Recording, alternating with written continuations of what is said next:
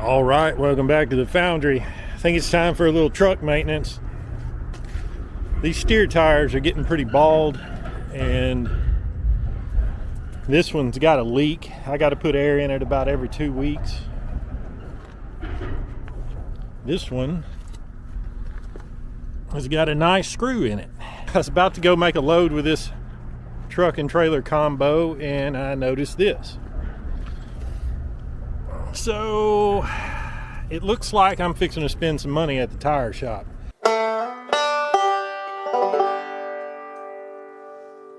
And boom, new tires.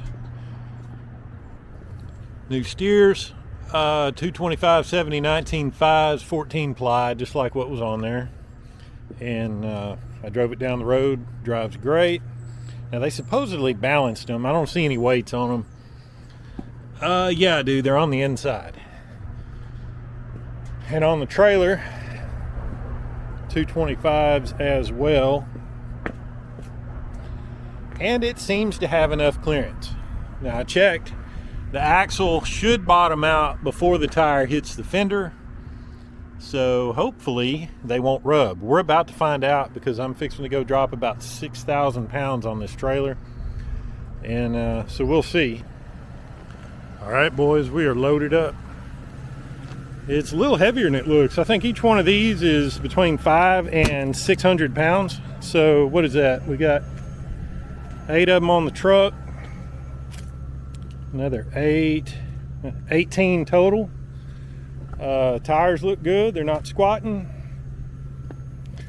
It's close, but it's not touching. And I believe I am bottomed out. I've got like a 1/4 inch of suspension travel between the axle and the frame with all this weight on it. And so I think we're good. I don't think it's going to rub actually, so excellent. Well, it's raining and the temperature has risen from the low 20s to the high 60s in about a day. So the velvet fog has entered the building. You think Mel Torme was in here. I don't know what's going on, but that's foundry life. Well, now that we're done with the tires, there are several other things that I absolutely have to address on this truck in pretty short order. And one of the things that just cropped up on me today when I was out in the rain making a delivery, I realized I'm losing lights. So I've got a running light there, but I lost that marker. And over on this side, I've got no running light. And I've got no marker. I do have turn signals on both sides, but man, I'm just not looking forward to pulling all that mess back off after I just installed that stuff. I don't know what, a couple months ago it seems like. Whatever the case, let's dig in and see if we can figure it out. All right, so I'm making progress when I'm not fighting the velvet fog. What I've discovered on this side, both of these bulbs have burnt out. Just at random, just burn out at the same time. This side, this is the one that worked correctly. Everything's good there. But what I discovered here, I'm getting 12 volts at this plug, but I'm not getting 12 volts through this plug. And I have spotted some corrosion in there. Napa didn't actually have one of these, so I'm just going to clean this one up and use dielectric grease. I'm going to use a dielectric grease now on all these, but especially this. If you haven't yet acquired a set, these little files work very good at cleaning electrical contacts. And of course, dielectric grease, go sparing with this. You don't have to smother it all over everything. Just a little bit on the contacts goes a long way. All right, we got some lights now. They're a little dim. I'm working on the battery situation. We're fixing to resolve some things right there shortly. Just look at these disgusting battery cable ends. I think we all know how I feel about that. And if you don't, you do now. This is really a hat trick to try to do in the vehicle. It's much easier on the bench, especially since it takes 2 hands to light this. So I'm going to employ my beard, like so.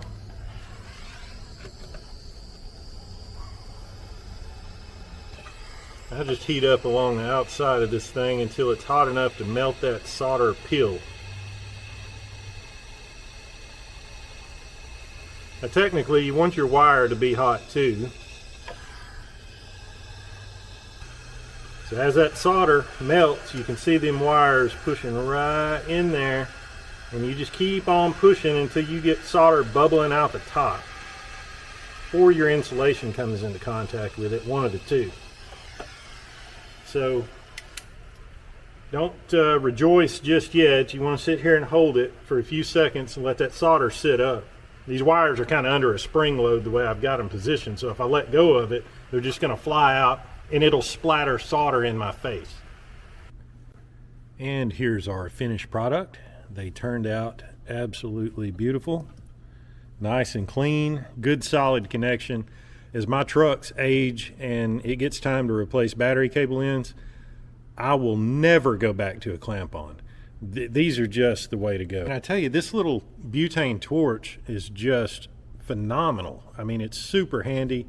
It gets down in tight quarters, very maneuverable, where a big propane torch wouldn't, and it's certainly not an oxyacetylene rig. So while I've got the battery unhooked, I'm going to address one more thing under the hood. It's a problem that manifested on my last trip, and my number 7 coil pack apparently has gone out. I've got a intermittent misfire on that cylinder. So if you've got, of course it is a V10, so this is all part of it, you know. So if you are going to own a V10 or a 5.4, the play is just to have a box of cheap coils on hand. I keep them under the seat. I keep 8 or 10 under the seat so I can swap them out as needed. A couple things on that. I have used Motorcraft coils. I've used some other of the more expensive brands, and I've used cheap Chinese coils such as what we have here.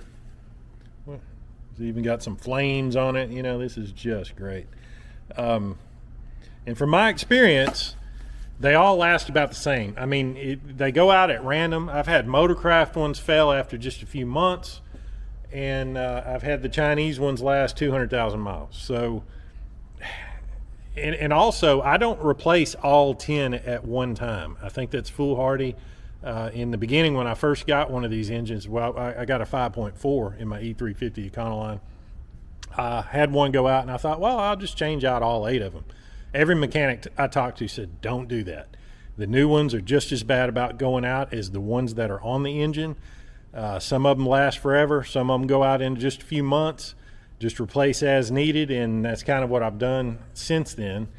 And so, yeah, I've got number 7, which is, if you follow the end of this, it's right there, and it is a factory original. It says Motorcraft on it. This one's been replaced. I replaced that one there when I bought the truck. There's another one back there that's been replaced. It's just part of it if you're going to own one of these. So in this case, number 7 is pretty easy to get to. I'm just going to remove this intake tube, and it should be wide open. So one thing you always run into on these, there's a bolt. It's a tiny little bolt that pinches down and holds the coil pack in place. And they're so small, and they're threaded into that aluminum. About all they're good for is snapping off. Someone has snapped that one off.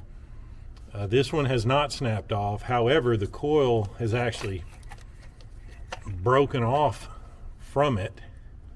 So here's hoping I don't snap that little bolt off. Oh, unbelievable. It's going to come right out. So you can see how they do corrode that white chalky stuff on it, but the bottom portion was in good shape. That's a miracle. Now let's see if we can install the new coil with one hand while I hold a camera. Now I'm not replacing the spark plug on purpose. I'm always make sure we got a good engagement there. I'm always reluctant to pull spark plugs on these engines if it's not totally necessary, because like these little bolts that snap off on these engines, it's very common for the threads in the cylinder head to come out with the spark plug. It's such a disaster. So my policy is I run them suckers till the gaps are as wide as the Grand Canyon and it starts to miss, and then I go in and replace them, but not until then. Another thing I never do on any Triton engine is wash it. And you can see how this one's never been washed, because a little bit of dust sitting on the engine is way better than water getting in around the spark plug boots and basically just staying in there around the spark plug, corroding that whole thing and ruining your contact with the coil. So I don't even risk it. I don't wash these engines. The moment of truth has arrived. Let's see if she fires up and runs smooth.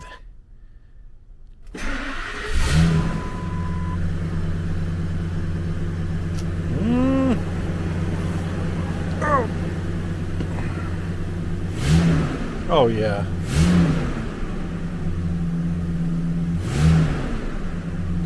Smooth as silk. All right, before I wrap this thing up, I want to show you a little pro tip. Are you ready? While you're getting ready, do me a favor, hit that thumbs up button and I'll wait. Okay, so if you ever change the oil in your truck, when you do, put a little drop of oil on each battery post. And what that'll do is permeate this whole area and seal the sulfuric acid from leaking out from between the lead and the plastic. There's only a handful of things that can contain sulfuric acid, plastic being one of them. Plastic is made with oil. What happens, the plastic gets dry and the acid begins to leak out. So this actually solves that. I didn't believe it at first, but I tried it, and I have not had chia pets on any of my batteries since I started doing this. So now you know, act accordingly, and thank me later. See you in the next one.